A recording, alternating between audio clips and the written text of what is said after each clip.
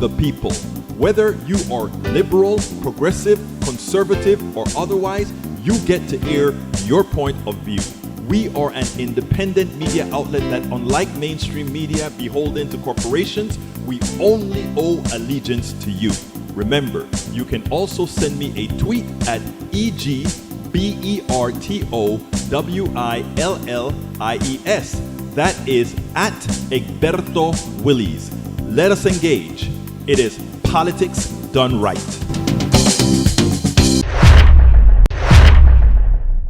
Well, folks, welcome to one more edition of Politics Done Right. I'm Egberto Willies, your host. Thank you so kindly for being a part of the show. We are going to have, as usual, a great show for you today. How's everybody doing? I trust all's doing fine. I trust everybody's doing fine. Anyhow, it seems like there is some resolution, or is there?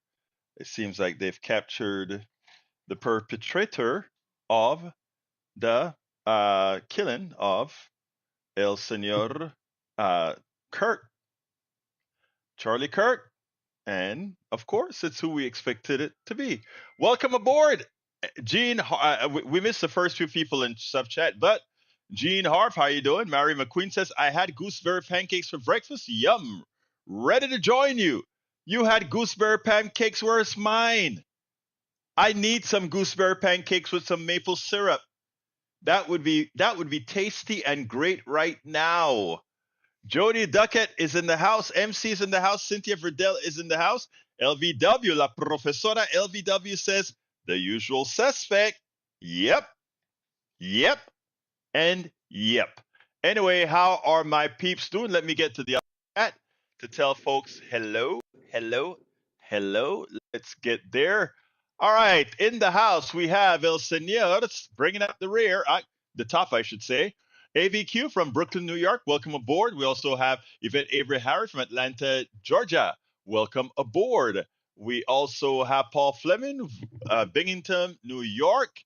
The video is safe for work. Bella Ciao is an old Italian anti-fascist song written in 1800s and popularized. Yeah, but if it's a song, I can't play it. Why not? Because I'll get a strike from YouTube.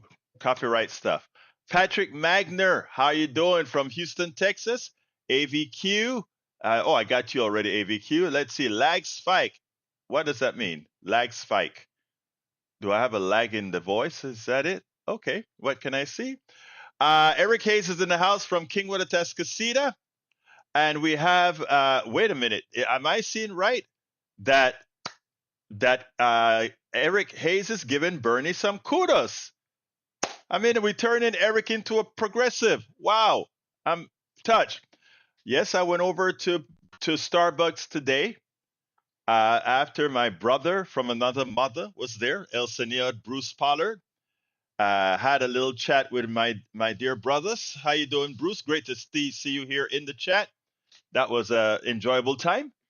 Let's see who else we've got here in the house. Para ver. We also have Lee Grant from Montgomery County, Carl Cox from Riverdale's, Georgia, E2247 from everywhere. Patrick Magner says, not captured, he was turned in after admitting the act to his father. He donated over $200 to Donald. Oh my God, I didn't know that one. Did that give him the gun? We don't know. I don't know. Does anybody know? Lag spike means there was a temporary pause in the intro. Lasted about 20 seconds. I hope that doesn't mean we are 20 seconds down the road. All right, anyhow, let's go ahead and start with what Michael says. Yahoo News, Charlie Kirk shooting suspect identified as Tyler Robinson, 22, after family members turned him in to the police. So when you saw Patel trying to say, yeah, the FBI did a great job. And not only did the FBI did a great job, thank you, Donald Trump. Thank you, Bondi. Nope. It was just the family getting together and turning in the person who they said committed the crime. Absolutely so. Inscriptions on the bullet casings found near shooter's life with 3 unfired casings. One said, hey, fascist, catch. And one was paired with an up arrow symbol, a right arrow symbol, and 3 down arrow symbols. Governor Carl Cox said another on what is that? What is that? Unfired season read according to authorities? Oh, bella ciao, bella ciao, bella ciao, bella ciao. And third one said, if you read this, you are gay. LMA. Yeah, he did sound childish, right? I don't know what that's all about, to tell you the truth. I don't know what that's all about.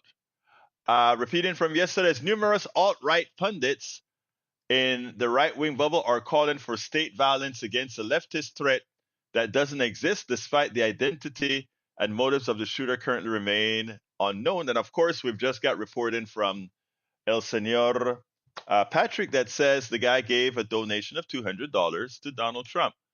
Is that validated, sir? All right. Welcome aboard. Who else is in the house? We've got Jerry Paris. Mary McQueen says, wish I could send some.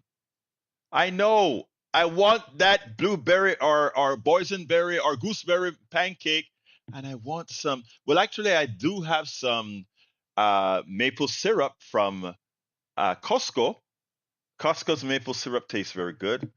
Then, of course, I'm not a connoisseur, so I wouldn't know if it's good quality, bad quality. I just know it tastes good.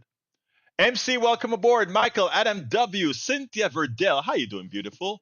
Let's see. We also have in the house Joe Witowski, Valerie Vigna, and Joe Witowski says, what? And now the political assassination of Charlie Kirk, known for his commitment to civil and rational discourse. We entrust each of these victims to God, our heavenly Father and author of every human life, and His Son Jesus Christ, the reason of our supernet waiting for all the U.S. Catholic bishops to charter a plane and celebrate the funeral in Arizona. Huh? I am not sure what all of that means, or what are you trying to put over here? All right, seems like a right-wing online kiddo who was radicalized. Yep, that's what it sounded like to me. Cynthia Verdell says, I don't believe that about the bullets. You know, who knows? Jerry Stout, welcome aboard. All right, earlier today I did do a Pete Patrick says it is said he was a gamer, and the inscriptions might be referring to a computer game. Ah, I got it. And it was a gun family. He received a gun kit for what? He received a gun kit for Christmas, but it might not have been the gun used. But you see, it's the same theory, right? These gun-loving folks, that kind of stuff. It's a shame. He's an intelligent young man with a bright future. Well, it's a bright future no more. Actually, it was an ex-cop dad, 27 years. Mm-mm-mm-mm. Well, what can I say? His life is currently now destroyed. Was the shooter a leftist? No, based on preliminary, it seems like he may have been on the other side, meaning a conservative kind of guy. So, Loretta Viner, welcome aboard. All right, I did a chat today with another Substacker on this issue that I want to go ahead and play. Let me see. Barring no other information, Patrick, that computer game is Helldivers 2, a satire about fascism set in a space. Oh, you see, it's a good thing we have Radnin. I think Radnin, you're a big gamer, aren't you? So you can probably do a lot of translation for us, because I think you play a lot of games. In fact, even the name, your call name is a game thing, right? Correct me if I'm wrong, but I think you're a big time gamer. Correct me if I'm wrong. Michael, I am a casual gamer, LOL. Okay, so you call yourself a casual gamer. We'll live with that, sir. You are a casual gamer. All right, let's see. I think it's time for me to play my interview today with a good friend of the program. Let's go ahead and do that, and then we'll take it on the other side. Welcome to another edition of Egberto Off the Record. Today I'm honored once again to speak to a good guy, a great writer, somebody that has really gives some substance here to Substack. I'm talking about, of course, Walter Ryan. Walter is the publisher of I'd Rather Be Writing. And you know what? It's good that he'd rather be writing. Anyway, we're going to discuss quite a bit today. So beforehand, let's introduce Senor Ryan. Talk to me. How you doing this morning? Oh, Alberto, such a pleasure to be here. And I've been thinking about you a lot. And there's just been so much going on and So I appreciate having this opportunity to talk to you again. And let's just get into it and keep going. Well, thank you for all you do. I just want to say that. Well, likewise, man. Likewise. Let me tell you today, my heart's heavy for several reasons. But of course, what we got is the destruction of the life of a 22-year-old. What I think and I think this is because of the state of our politics, and it pains me. I have a 34-year-old daughter.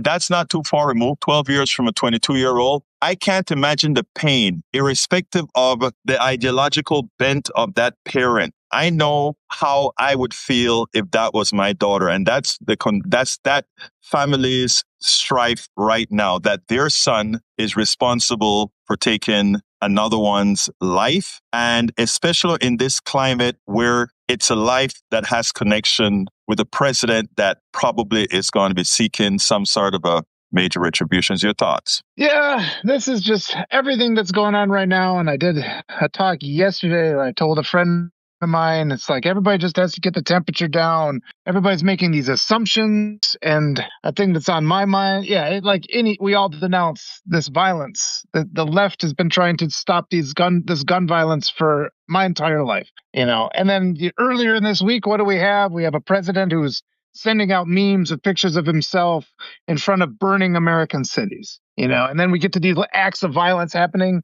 And a responsible president, a responsible leader of any kind would say, in a moment like this of tragedy, we can't continue to fan these flames of hatred and violence. We have to tone it down. And it's critical that we don't cast blame because we don't know what happened. We don't have an investigation. But this administration, they started off by firing the air traffic controllers, and then we had mid-air collisions. And then they've gone through and they fired high-ranking generals. They're firing people not based on merit, but because of race and gender. They're firing all these people. And so we don't have, the investigations that go into these things are, all of our best investigators have been gone, And so, a person's life is, multiple people's lives are, it's a wave effect. It just keeps getting worse and worse and worse. You made a whole lot of commentary about the condition that we're in with the government, pretty much mismanaged because we've lost a lot of the former knowledge. That is a problem. Now, above and beyond that,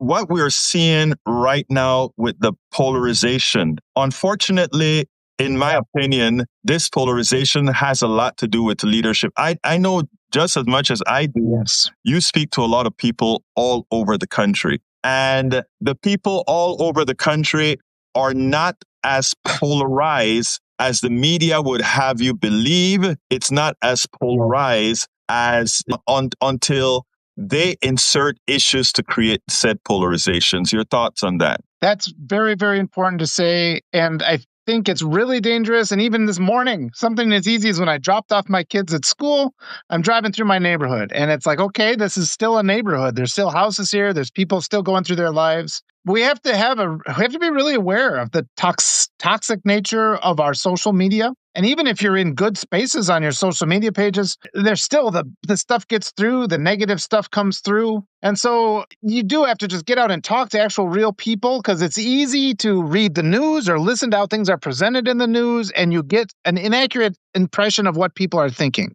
And right now, I've been going on Substack and talking to wonderful people like you, but in your real life too, if you talk to people, you realize, yes, we are more united in this. This morning, I saw a beautiful speech by Alexandria Ocasio-Cortez, and it just brought tears to my eyes because she's at this massive stadium. She's leading with kindness, hopefulness for the future. And it's just that we need that contrast. We need more of our former representatives to come forward and just demonstrate what leading with a steady hand is like. I really missed Biden over these last couple of days, because he would have, we need that responsible adult figure who calms down the nation and says, don't be carried away by your speculation, because we don't have all the facts of the things that have happened. Don't make all these assumptions about things. But then immediately after that, yesterday, there were 5 credible terrorist calls and threats against historically Black universities. That hasn't been much in the news. So we're seeing the ramifications of this irresponsible and reckless way of handling, these things that are going on. And it's just, we need to have more people talking about toning the temperature down. And like you said, the more you're on social media, the more you kind of get incensed, thinking no matter no matter what your political ideology is, it makes you concerned, it makes you fretful, anxious. Get outside and talk to people. That's exactly right. We're not as divided as. Let me add to that, because I think you brought up an important point. Social media isn't America, or social media isn't the total existence. And I can make myself look a lot more important and impressive on social media than I am. And that is what most influencers do. They make, because one person is able individually to get so many eyeballs, you can give the impression that that is what reality is. And it is something that we really have to work on. We have to really educate not the influencers, but educate the people that they are just seeing things through one avenue of millions. And that one, Go ahead. Well, I was going to say, I've been writing a long time, so I know what it's like when I'm getting bombed by bot accounts. And I've seen recently, I noticed that my work is being aggregated on this conservative page. So I jumped over there and I just saw I read the comments, and I'm coming at this from experience. It's like, well, these are all fake comments. These are all just written. It is the same because they repeat. It's like the robot phrases kind of repeat. Right. And part of my job is to recognize AI writing anyway. So I'm like, well, this is all false. But a person who hasn't been educated in that, they wouldn't recognize that. And if you're reading, because they'll get 500 comments, there'll be hostilities, there'll be all kinds of things in there. But a person who's not educated, like maybe my daughter or something, she were to read that, she'd think this is what people actually think. And you just have to explain it's like this. And that appears on all the social media sites where they bomb it. I call it bot swarms. They bomb any kind of narrative they don't want. They want it buried. So they'll bomb it with all these hostile attacks. And then a lot of the memes and stuff you're seeing are not real either. They're not coming from real people. So they're trying to network or change how we think. It's social engineering. They're trying to brainwash us through these social media memes by presenting themselves as real people. And they're not real profiles. They're coming from who knows where. We have to be on the lookout. Actually, they're well paid, and this is what is actually being done. The thing about it, and I don't know how much of my economic political shows that you ever seen, but when you reach a point in an economic system known as end state capitalism, where the masses are started to educate themselves, it is imperative then for you to dumb them down. It is imperative for you to dumb them down, because you start to ask the specific questions as to why. Why am I working so hard for so little? Why am I not? Why can't I get health care that every other country has? People start to ask these questions, and when there are no good answers, the only thing you can do is ensure that there's chaos. And we have an industry designed to create chaos. And I think some of the writing that you do, what I do, what others do, Weems and our good friends do along the way, is to try to open people's minds to just not accept this, because there is in fact a better way. And the better way is that, I talk about flesh and blood a whole lot. I'm not just behind these cameras, and I'm sure you're not. I try to actually physically meet people. People realize that you're not just something that you write or not what they think about you, but that they can actually talk to you. When I'm on the radio, I make sure I make sure, in as much as I don't know where you are ideologically. And it's good that I don't know where you are ideologically, right? Because it says something. I see you as a human being, right? And I have no problem saying, hey, Walter, let's have a chat. And I try to do that on my show. As left as I am, everybody on my show is welcome, right? And I want that. Today we had an interesting commentary, Walter, and it went this way. I am very upset, decidedly so, about the coverage of Charlie Kirk, because I think what they're trying to do in many of the media, and in fact, some of the media one would consider progressive, I think this is in order to try to hold on to Trump, not making life difficult for them, is they are just bringing up, they're making Charlie Kirk be what he wasn't. I hate that Charlie Kirk was murdered. I think it's a sad day in America that Charlie Kirk was murdered. Yeah. But to deify him the way the mainstream media is doing, I think it's just as bad. Yes. And before I get any further, I would love to see if that is the sort of, if that is where if you're in similar position or not. I'm curious. Yes, absolutely. What's frustrating me, and it's obvious because he's had this just deplorable idea. I mean, when asked about school shootings, he made his comment that in order to have his belief was that these things are necessary, that we have to sacrifice some of our population in order to maintain our ideology. And I think what we need is a cultural awakening here. That's an unacceptable thing. And it's not new. I mean, it's unacceptable to say we have to sacrifice some people because that's just accepting it might be you or it might be your kids. We can't go through life like this saying, well, a couple of us are going to have to die to keep our way of life alive. That means your way of life is corrupt. If it requires people to die, your way of life is corrupt. And I was just reflecting, there was a story called The Lottery by Shirley Jackson, written in 1948. I don't know if you know it, but every English major has read this story. And it's about a little town in the United States, and they have a lottery every year. And they're all talking about how important this is and its tradition. And the one of the loudest advocates for the lottery is the one who wins. But instead of being happy, she starts screaming because they stone her to death. And that's what their tradition is. They just sacrifice somebody in their town once a year. And this is the United States is the lottery. This was 1948. And it's been that way forever. You don't have a chance to succeed here. This is not a country. Everything they've told you is a lie. If you're not in that elite ruling class, you're cannon fodder. You're the one they're going to sacrifice. And when they say we have to make some sacrifices so we can maintain a way of life, they never intend it to mean them. It's always us they intend to sacrifice. They're quite happy to sacrifice us. And so that's what has to change. We have to, and this is going to be a big awakening. It's a big awakening for people to understand this. We have to just put that whole thing aside. And that's a major part of our identity. We have to embrace a future where everybody is protected. Everybody is treated with the same rights and privileges and basic dignity, no matter how much money they have, no matter how much of a platform they have. Nobody should be killed. And if people are going to sit there and attack me then and say I'm some sort of hate monger for saying that, I don't understand their contorted logic that they're using. Because all I'm saying is that everybody deserves to be protected and safe and have the same chance at prosperity and the pursuit of happiness. It's called projection. Yeah. That's what it's called. In other words, they project themselves and their words onto you. And they try to make it that way. I'm glad. Look, I didn't know that's what you were going to say, but I got to say that I'm happy to hear that that you're saying what you're saying. And interestingly, yes, we have to get together. Now, the governor Governor Cox of Utah, he said something very important, and his speech at the end of, I don't know if you've watched the press conference yet. I've already posted the first part of the press conference.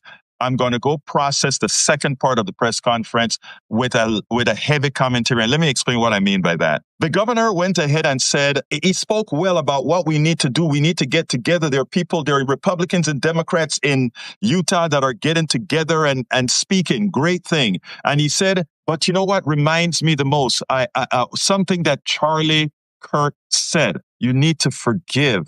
And the worst thing your enemy hates is that you forgive, but you need to forgive. And he also used another phrase that Charlie Kirk uses that was actually a good phrase. It was a good phrase outside of the context of everything that he stood for. And I think the error that the governor made in that if you are looking for unity, if you're trying to unite people, even as this involved the killer and the victim of the killing of that person that was so diabolical, I think it is important that you don't use the commentary of that person when you're talking about unity. What has happened has been caused by... You don't say, I forgive you, and then let them continue doing what they're doing. And sometimes these things, they get mixed up.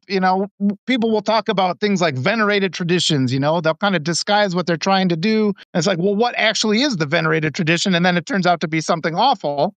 Mm-hmm. The word tradition is a good thing, but the actual thing we're talking about is different. And the main thing I've been emphasizing with people is everybody's jumped to a conclusion. They've already jumped to a narrative about this, this horrible, horrible act of violence. We don't know what was behind it and motivated it, and we won't, and we might never know, but people are, if they're assuming one group is responsible and then turning that assumption into hate and then turning that hate into attacks.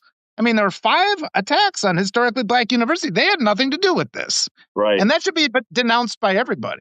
And I haven't seen that denounced in the media yet. I've seen a lot of people get fired because they said, well, actually, I disagree with what Charlie Kirk said, which you should be allowed, right?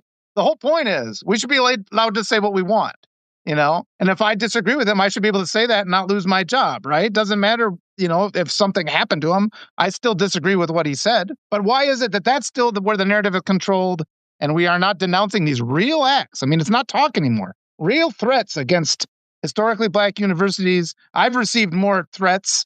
I had some death threats just the other day from different groups.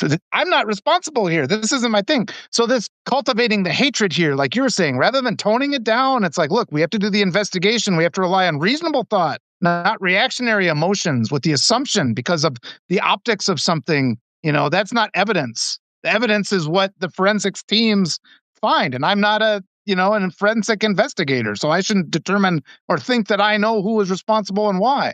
And I wish our whole nation would start to figure that out. But some groups want the narrative more than the facts. And that's, I think, ties into what you were saying. It is sad because whereas we had that murder 2 days ago, we also had on that same day, I think 3 or 4 students in Colorado get shot and the perpetrator committed suicide. And all of that's the gun violence that we speak about all of the time. And it is sad that what gets coverage is Charlie Kirk, right? Yep. Charlie Kirk, the promoter of hate, gets a lot of coverage. And worse, that somebody like Matthew Dowd loses his job a couple days ago because he happened to tell the truth that a sportscaster lost their job because they happened to tell the truth. And the reason they do that is, hey, they can do it and get away with it because it is Charlie Kirk and they can say it was accompanied with a murder. But it's also another message, a sort of a pseudo message being sent that we can fire you if you say the things we don't want you to say. And this is just training wheels because this put the fear in you and they don't get repercussions because everybody's going to be, not everybody, because on my FM radio show, I made it clear that Charlie Kirk I'm sorry that he got shot, but he is exactly who we said he is, evil, diabolical person. But continue, my brother. Yeah, and I want to compare what you're saying too to the way the media covered Melissa Hortman's assassination. Here you go. And it's the exact same thing. The immediate aftermath of that, the right was all over social media. They were all over the news claiming it was the left. And it's like the left doesn't go around assassinating people. We're the side that's against gun violence. That's our whole ideology. Meanwhile, the right's got machine gun lapels that they like to wear. And you just look at some of these candidates running for office now. They're holding guns in their political campaign ads. I've seen various ads that just make me sick, where they're acting like they're targeting the other. They're like this conversation of violence is entirely coming from the right. Right. And then we have Melissa Hortman gets killed and assassinated by a man who pretended to be a police officer. He was disguised as a police officer, didn't identify himself, which is another issue because we've got people that claim to be law enforcement agents covering up their faces, refusing to show identification, abducting people. They might actually be law enforcement agents, but there are some too that are just pretending to be law enforcement agents so they can rape women. And this is the thing that nobody's addressing. This is an issue that should be stopped because it's being done with, under the camouflage of, government approval. So not the ones that are not actually involved with the law enforcement. But this is the problem you get when you allow law enforcement agents to cover up their face and not show ID. So that was going on. Then the right, while the left sits there and tries to process their trauma and waits for the facts to come out, the right is already pushing their narrative because the only thing they want to do is have an excuse to physically attack the people on the left. And they did it. They did it with their threats against the historically Black universities. So this kind of has to cut through the narrative that the media is presenting. They're still trying to tell the left to be careful with your rhetoric. The only thing they're covering is they're firing journalists who say, actually, that guy spoke a lot of hate speech. And they're disregarding these stories about terrorist attacks on historically Black universities. Once the information emerged about Melissa Hortman's assassin and his political affiliations, which were on the right, that news story disappeared. Because once the facts emerge that counter the narrative the right wants to impose on us, in pursuit of their calls to hostility and harassment and violence. And I know I've endured it. My family is an immigrant family, so we've been enduring hostile acts from people on the right for as long as my children have been alive. That's just a fact. And it's never mentioned in the media. And the second the facts emerge that start to undermine that narrative, that whole political movement just changes topics, moves to something else, and finds another way to cultivate hatred and violence against the left. And it's just unfair. That's why we're on. That's the reason I'm on these shows talking to wonderful people like you, because we have to counter this social engineering that the media is involved with right now. I'm glad that you said that the mainstream media is in fact compromised. Again, like I said, quite a few people got laid off over the last 2 days.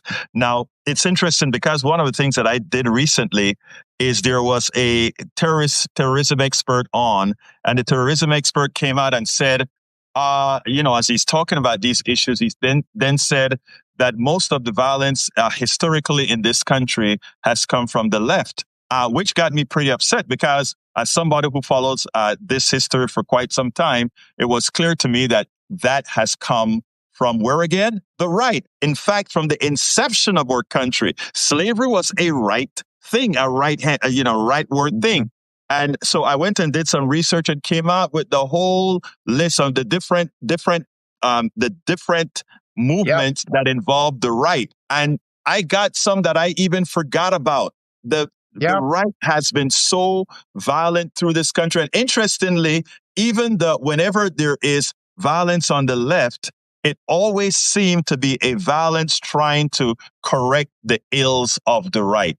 Violence to protect slavery, violence to free folks from slavery, violence from it always is that kind of a reaction. Even when you look at groups like Antifa, what is anti-fascist? I mean, you look at what those movements are actually fighting against, albeit sometimes with violence, which, again, we should try to, as much as possible, get away from that. So, I mean, the mainstream media, by pushing the narratives they push, make people believe things that aren't really so. Absolutely. And I've done my research on that too. And it is. The ones I saw said, when it's the politically motivated violence, it's upwards of 90% of the time, it's the right responsible for these things. You look at, but it's just, and the reason the general public doesn't know this is, again, that propaganda mechanism, which is exactly what we were talking about. The facts have left the building. We have a whole political movement that dismisses the advice and the opinions of experts. It encourages people not to read. We have books banned. We don't teach Black history. If we taught Black history, people would see it's the right-wing assaults that are causing all the violence. The Ku Klux Klan used to blow up churches. It's just the most horrible thing.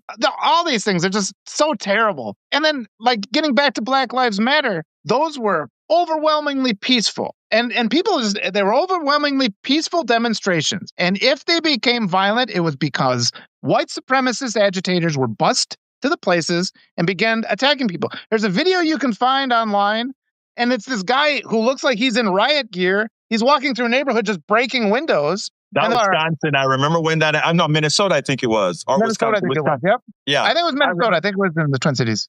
Yeah. No, it's interesting because I was a member of Black Lives Matter. And again, I was there at its inception. In fact, when we pretty much confronted our good friend ran for president. What's wrong with me?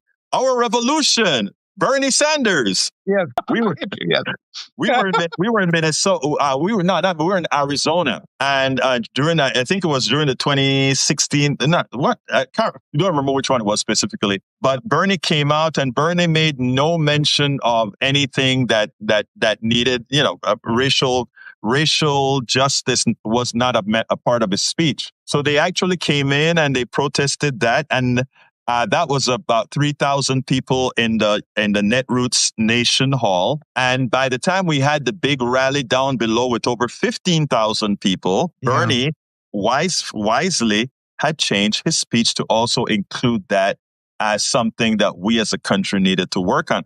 People sit down and think this is a violent thing. These are people working together to make a better country. That's all it's all about. Yeah, and it is always easier to destroy something than it is to build something. And that's why the right has so much power, because all they do is destroy. Everything that they have is to just tear things down. A good trick I always use with people, because we've all been in these situations with groups of friends where one person's like, let's do this. And they're like, nah. And they say, and they seem to kind of gain in stature because they just they tread on everything. And so the trick that you say there is, okay, what do you propose that we do? Right. And and then they don't have anything or they refuse to offer anything. And at that point, it's exposed. And so much of the country, and I understand that people are frustrated. I understand. I'm frustrated too. You can't, it's hard to pay the bills, but we got to recognize where this pressure is coming from. And this division that's being caused. There's so many people, and they're willing to assume they're afraid of certain groups. They assume these groups are the ones that are responsible. And you just have to reach out to your neighbor, and say, look, I want groceries to be cheaper too. How do we do that? And then they're all afraid of things like socialism. And it's like, well, that word doesn't even mean anything based on the way you're using it. Why shouldn't the government actually work for us? Don't we respect the military? Isn't the military there to defend us? Isn't that an example of the government working for us? And we have to make those because people are so indoctrinated with these beliefs, and the way the media changes everything, where they divert away from the truth, and they figure out a way to kind of feed into these historical strains of hatred that have run through since the beginning of this nation, and they capitalize on that. It's much harder. I mean, it's harder to teach a child to do math than it is to just tell that kid not to do math, right? It's like, wouldn't it be better to go outside and play? I mean, it's really hard to build anything. So that's why they have the advantages. But we're the ones that offer the pathway to prosperity, so people better start listening. And we're the ones who ask them, please learn how to critically think, because if you start to think critically, then work becomes so much easier and you less taking advantage of. Okay, Walter, give me a closer context. Give a context to our audience. Tell our audience, where should we be going from here? I have a short commentary I want to end with, but I want to hear your point of view. Well, I just want to encourage people to just take the temperature down and don't react, because everybody, you see this, something awful happens. We've all been in this. I've been in a state of, just processing my trauma. I haven't slept good the last 2 nights. And, I don't like hate speech, but more than not liking hate speech, I don't want to see violence. And this nation is becoming violent and lawless. And we've had multiple high-profile assassinations and assassination attempts, and it seems to be going along with this regime. Things are more and more, things are getting more hostile. And I know that people are frustrated and scared, but you really have to sit there and say, look, don't take action because you don't know what's going on. And if you take the wrong action, you might hurt an ally. You might be responsible for hurting somebody who's innocent, So above all things, remember that. And don't respond with violence, because it's not going to make things any better. Just tone it down, demand for investigations, ask questions. Don't be afraid to ask questions. And like you said before, Alberto, reach out to your neighbors and you'll find we all want the same things. We want our kids protected. We don't want them getting scooped up by billionaires who have pedophile islands somewhere to be playthings. We don't want that. Let's keep having transparency. We keep the demands for that. Let's hold the bad actors accountable, but first, let's find out who they are with evidence and critical thinking, and just try to tone things down. I echo absolutely everything that you've just said, Walter, and I want to add a little analytics to this. And I want to tell the folks that are listening to us, don't allow labels to have you fear critically thinking. For those of you who watch my program, I talk a lot about end stage capitalism. And while this conversation between Walter and us here is not about that specifically, I just want to say that it plays a part in it. In end stage capitalism, it's the part where this economic system mathematically has eaten itself, and it now has to come for you. And we can discuss this on other platforms where this would become more evident. But in doing so, the only way having a mass population for that system to continue a bit longer, it'll fall on its face. Mathematically speaking, it's unsustainable. It'll fall on its place, but it can last a little bit longer if I can keep all of you that are listening right now and all of us in the country in a perpetual state of turmoil and polarization against each other. It is in the benefit of that small few that runs this system that we fight among each other. That is the only way it survived in its current form for a bit longer, because it is dead. It cannot survive. But a few more years, a few more decades. Yeah. 40 trillion in debt. Yeah. Exactly. Now, we have to critically think to ensure that we understand what's going on here. And in that process, we can actually turn things about. Forget about the words socialism and all of that. There is enough richness in this country for all of us to do well, and we don't need to kill each other for it. It's all there for all of us. Love, as corny as it sounds, if you can simply look at another person, whether you agree with them or not, and learn how to love that person. Yeah. I tell you Or something, bud. Go or ahead. just not be angry. Just not be angry. Just take a second, and just say, okay. Like some of the comments here where they're just like, I know people are frustrated, but I'm not the one who did the things to you. It wasn't me. It's another system. I'm working with everybody, with Alberto and everybody in the comments. I want your lives to be better too. I want that for you. And so let's just take a breath and let's just please extend me a little bit of courtesy of thinking maybe that's actually true. Maybe he does want that. Maybe if we did this other path, everybody's lives would get better, including yours. Everybody's would. That's what we want. Because what we have now is a mess. And we all can agree that, right? It's been a mess for a long time. Let's do something else. And the message that we are promoting is a message for all, not a message for some. Our message and what we want is for all, not for some. And with that, I want to give Walter a big thank you. I respect the work that you do. I watch many of your lives. I like the way that you come across. And I think you are a necessary presence right here on Substack. So folks, please go ahead and check out Walter's I'd rather be writing. Subscribe to that baby. And if you want to subscribe to me, it is Egberto Off the Record. Walter, thank you so kindly for having been here on Egberto Off the Record. Thank you so much, Egberto. Cuídate. Cuídate, hermano. Ciao. I hope you guys enjoyed that. And yes, look, good minds think alike. And so you're absolutely right, my dear brother Patrick. That is what you've been telling me. A lot of these things, these are the things that you speak about. So estás perfectamente correcto. You're absolutely right. Hey, Rose and Raviola. How are you doing, sis? Great to have you here. Roseanne has been on our videos before with the con, and Patrick with Patrick as well. So anyhow, Walter and Egberto telling people what you think they should be doing according to you is not correct. Let's see. How do I analyze? I'll leave that for Rodnan to answer, because it's amazing how the right like to tell people what needs to be done and what doesn't need to be done. But as soon as we come out with positive affirmations and things to be done, they complain. Just saying, just saying. And for the person who, I think it was CSAC, who talked about Tim Pool, I don't want to hear a darn thing about Tim Pool. Because if you remember, Tim Pool and quite a few other right-wing bloggers were actually paid by Russia. And here is the information. All right. There are credible allegations and legal filings that connect Tim Pool and a media network, Tenet Media, that was secretly funded via RT Russian state media operatives. But as of now, there is no proof he was knowingly accepting money directly from Russian government.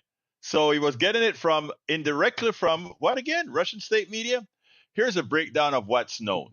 Tenet Media indictment on September 4th, 2024, U.S. federal prosecutors filed an indictment against two employees of RT, Russian state media, for allegedly funneling about $10 million to a Tennessee-based company widely reported to be Tenet Media in order to produce pro-Kremlin content for U.S. audiences. All right? Influencers named in connection with that are the indictment and subsequent reporting mentioned several U.S. right-wing content creators associated with Tenet, including Tim Pool, Dave Rubin, Benny Johnson, Lauren Southern, Matt Christensen, and more. So all these folks that are always talking about the United States and wanting democracy, look at where their funding is coming from. Look at where their funding is coming from. Folks, it's here on the screen for you. On the screen for you. So, in short, yes, there is allegation based evidence that Tim Fu was involved with a media company that covertly received Russian state linked funding, which then paid him for contracted him for content. Okay? But it was not legally proven that Fu was knowingly on Russia's payroll as purposefully a foreign agent. So he's not a foreign agent. But look at where he was taking money. These guys took millions. Look, we're a small operation here trying to change America. Small operation. We depend on pennies on the dollar from our supporters. And these guys, you see these big numbers that these bloggers put up, and I sit down and I would watch how the stuff flow into these people's, how they flow through social media. I know how much work I've got to do. I'm one person. I know how much work it gets. I don't have to retract what I am reading from a news article, Mr. CSAC. This is in a news article. I'm sorry if you have a problem with something in a news article that I read. Okay? Now, it's interesting, right? Because I work hard to promote, to try to get people eyeballs, for people to see the work that we are trying to do, the positive work. I work hard. And it's hard to get people to see you. It's hard. And these guys get several $1 million to go ahead and pay Indian firms and all these other firms to send direct their ways to zoom up their coverage. Look, we are fighting a juggernaut. Let me just tell you guys that. We are fighting to keep our freedom.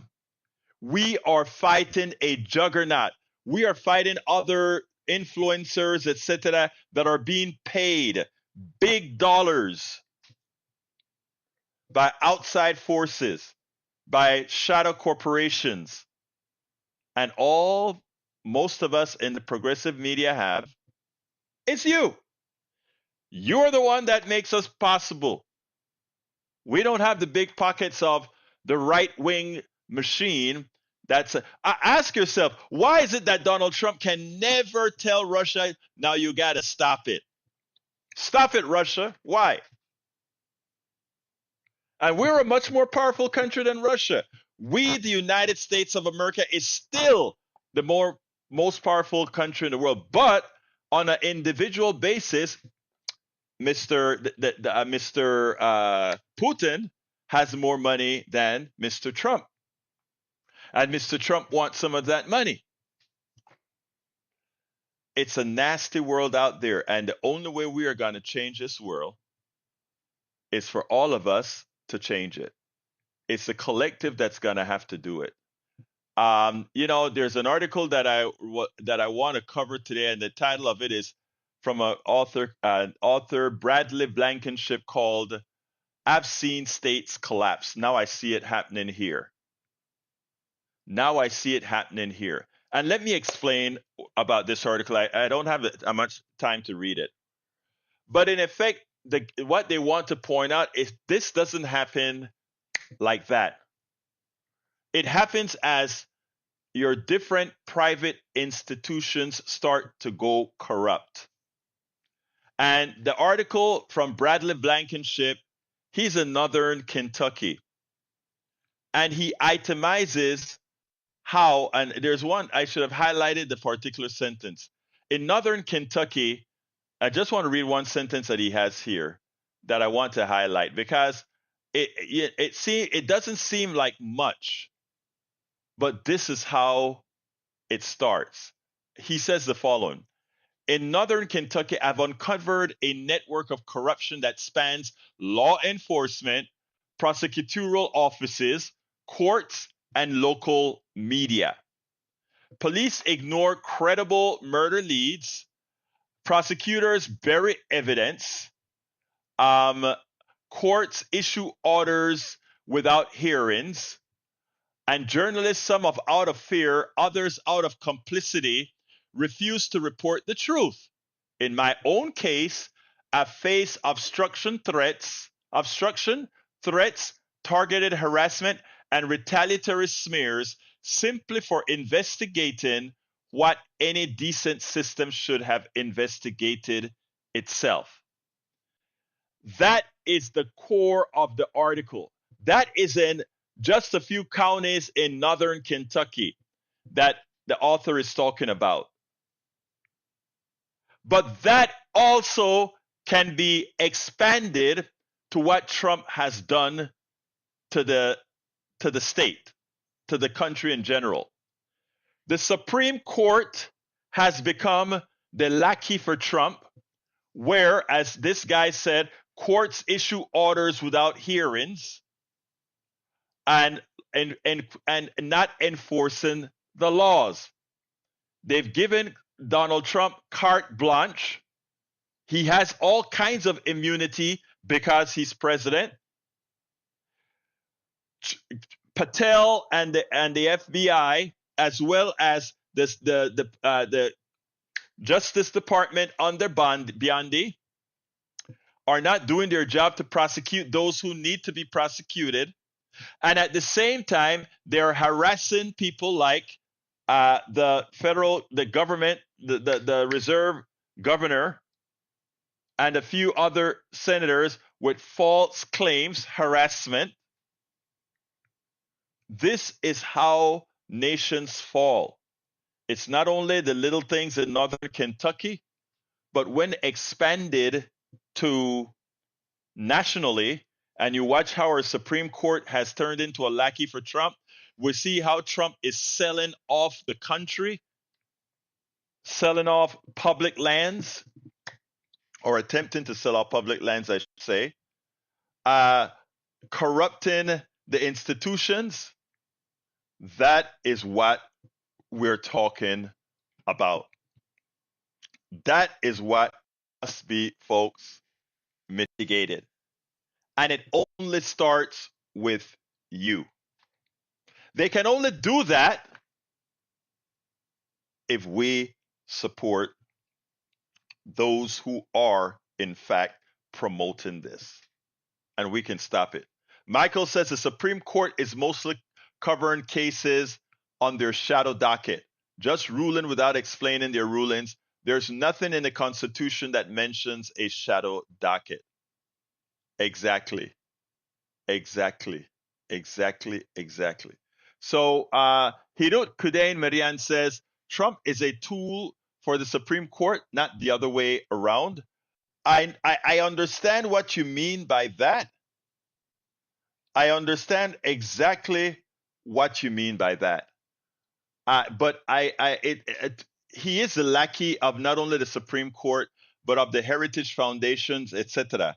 But in being a lackey, he gets away with quite a bit, and he harms a lot of people. But yes, all the Supreme Court folks, the people that are now running HUD, etc., they are all a part of the faction. You're correct in the way you've actually articulated that, Hirut Kidain Midian. But again, he is the figurehead, he is the titular head, and he's the one that things go through. Jennifer says, an increase in unsigned shadow dockets except Kavanaugh, who is all too willing to show his hind end. Funny the way you said that. Anyway, we are coming close to the end of the program. So I want to ask all of you guys is please, as we get into the weekend, and we'll have, as usual, a weekend show for our paid subscribers. I don't know if I'm going to open up this week or not. Probably, we'll see. But please consider becoming paid subscribers of Politics Done Right. We cannot do this without you. And as you can see, as I mentioned, these guys get millions. We do all the work. Every promotion and moving, trying to get this message out there. Hey, we don't have the power of having previously worked for the networks. that we can come on to Substack and immediately get 10,000 paid subscribers. We don't have that prowess, but you can get us where we need to get, which is we just want 1,200 subscribers. We're at 400 and something. We just need 1,200 subscribers to be really self-sustaining. So share our stuff. Encourage others to become paid subscribers of Politics Done Right and Egberto Off the Record. And how do you do that? You can do that by subscribing via politicsdoneright.com/newsletter. And I'm putting that in the chat right now, politicsdoneright.com/newsletter. If you go ahead and be a paid subscriber, you see all those books that are scrolling on the screen? It's worth it. How to talk to your right-wing relative friends and neighbors. How to make America utopia. As I see it, class warfare, the only resort to right-wing doom. Tribulations of an Afro-Latino Caribbean man. All these books you can read free of charge by becoming a paid subscriber of our network. And of course, I'll have other perks for you. Other perks for you. And I tell you what, anybody who joins up, anybody who joins up and just send me your address, I'll mail you a Politics Done Right bumper sticker. I'm looking for one right now to show you what it looks like. ¿Dónde están mis bumper stickers? I can't find my bumper stickers. But anyway, I'll send you a bumper sticker if you go ahead. And if you've already been a paid member, I say, how dare you send new paid members a bumper sticker? And I've been a paid subscriber a long time, and you haven't sent me a bumper sticker. Sorry. Send me your address and I will send you one. Okay? So anybody who wants a bumper sticker and are signed for Politics Done Right, for Egberto Off the Record, I'll send you a bumper sticker. Not a problem. Not a problem. So, thank you. Thank you for Magna just gifted a membership. Thank you very much, Magner. Great guy. Thank you so kindly, Magner. Anyway, folks, I got to get out of here. It's 4 o'clock and I'm going to go do some exercise. I'm going to go lift weights for about half hour. I'm going to spin for a half hour, and then I'll be back here. Maybe I'll do another live. I'm not sure. Anyway, got to get out of here. Love you all. Again, please become a paid subscriber if you have the wherewithal to do so, if you can afford to. It's like buying a cup of coffee. And love you all. My name is Egberto Willies. This is Politics Done Right. And you guys know how I end this baby. I am what? Out!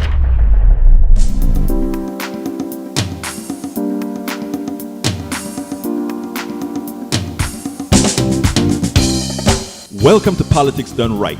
I am your host, Egberto Willies. This is a progressive program that will take the mystery out of politics. This is the program that will encourage you to make sure government becomes we the people. Whether you are liberal, progressive, conservative, or otherwise, you get to air your point of view.